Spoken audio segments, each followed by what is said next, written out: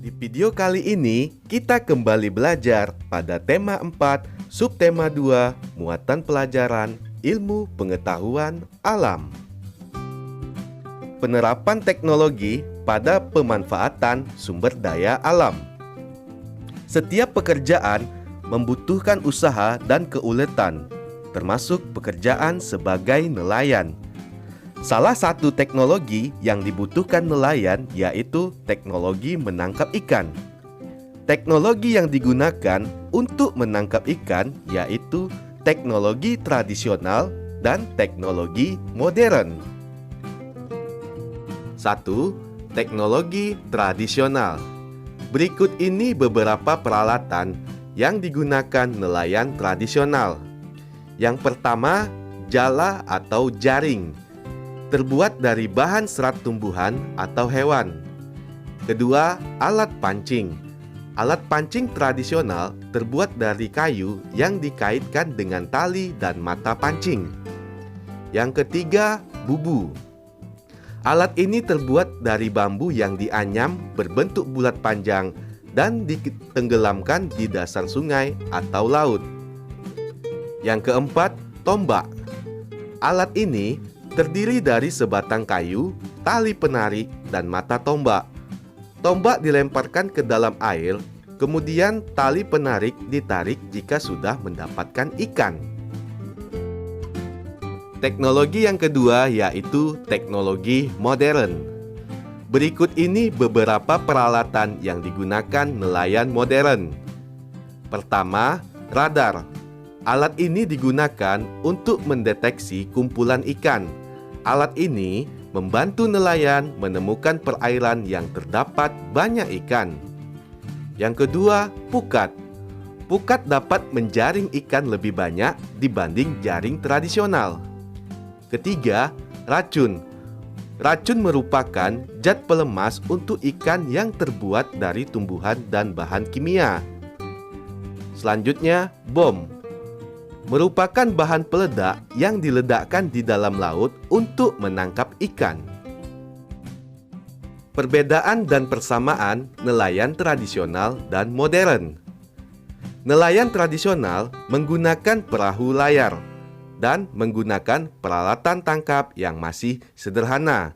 Sedangkan nelayan modern menggunakan perahu bermesin, menggunakan peralatan tangkap modern, memanfaatkan gelombang suara atau sonar. Persamaan dari nelayan tradisional dan nelayan modern yaitu sama-sama mencari ikan, menjual ikan untuk kebutuhan sehari-hari, dan sama-sama mengandalkan perkiraan cuaca dan gelombang laut. Dampak pemanfaatan teknologi bagi keseimbangan alam. Dampak positif penggunaan teknologi yaitu: pertama, teknologi tradisional. Dampak positif dari teknologi tradisional tidak merusak ekosistem. Kemudian, bahan dan alat yang digunakan mudah didapat. Selanjutnya, dampak positif dari teknologi modern. Hasil tangkapan nelayan lebih banyak. Yang kedua, menghemat waktu dan tenaga karena menggunakan peralatan canggih. Dampak negatif penggunaan teknologi. Dampak negatif penggunaan teknologi tradisional. Hasil tangkapan sedikit karena bergantung pada cuaca dan arah angin. Yang kedua, menghabiskan waktu dan tenaga karena peralatan masih sederhana. Dampak negatif dari teknologi modern yaitu merusak lingkungan jika digunakan secara berlebihan. Menghabiskan biaya karena alat yang digunakan dibuat oleh pabrik. Beberapa teknologi penangkapan ikan sudah dilarang penggunaannya. Contohnya, penggunaan bom dan pukat harimau. Akibat penggunaan bom ikan. Bom mengandung bahan kimia yang dapat mencemari laut. Ledakan bom menghancurkan terumbu karang dan ekosistem di bawah laut. Ledakan bom membunuh semua hewan laut di sekitarnya, termasuk anak-anak ikan dan terumbu karang. Penggunaan teknologi yang dilarang penggunaannya yaitu pukat harimau.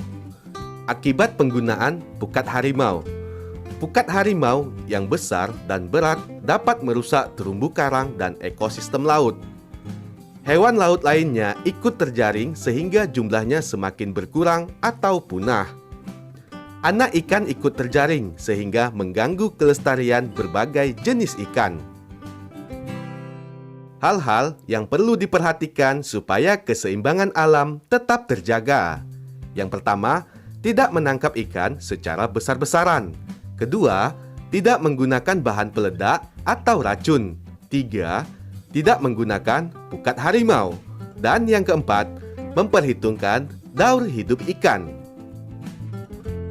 Menurutmu, bagaimana cara nelayan menangkap ikan agar keseimbangan sumber daya alam dapat terjaga?